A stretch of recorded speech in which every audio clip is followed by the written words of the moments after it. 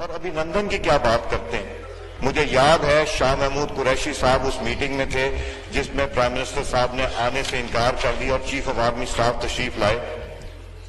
पैर कांप रहे थे, पसीने माथे पे थे और हमसे शाह महमूद साहब ने कहा, फॉरेन मिनिस्टर साहब ने, कि खुदा का वास्ता है अब इसको वापस जाने दें, क्योंकि 9 बजे रात को हिंदुस्तान पाकिस्तान पे अटैक कर रहा है। नमस्ते।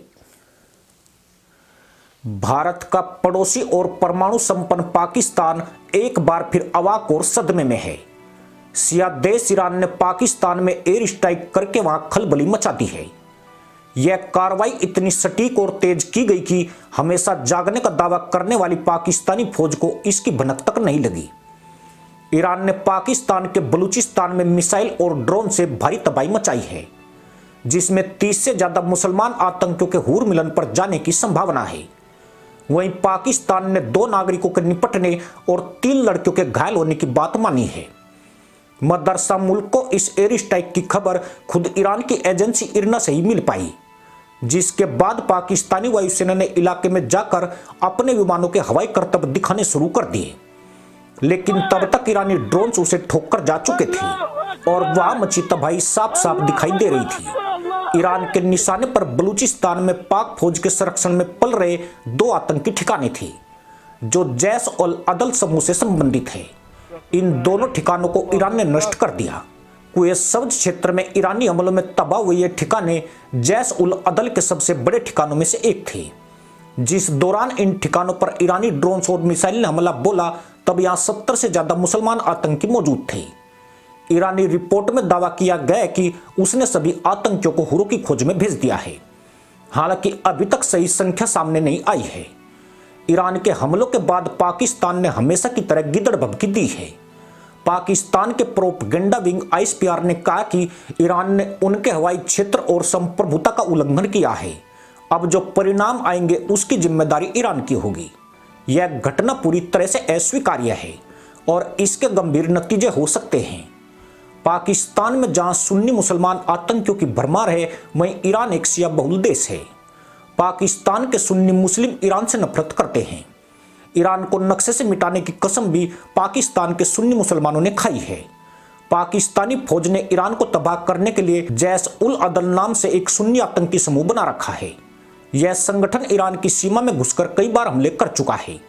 ईरान में हमलों को अंजाम देकर उसके आतंकी वापस पाकिस्तानी सेना की पनाह में आ जाते हैं। ईरान सरकार कई बार पाकिस्तान को उसके आतंकी संगठनों पर लगाम लगाने की वार्निंग दे चुकी है।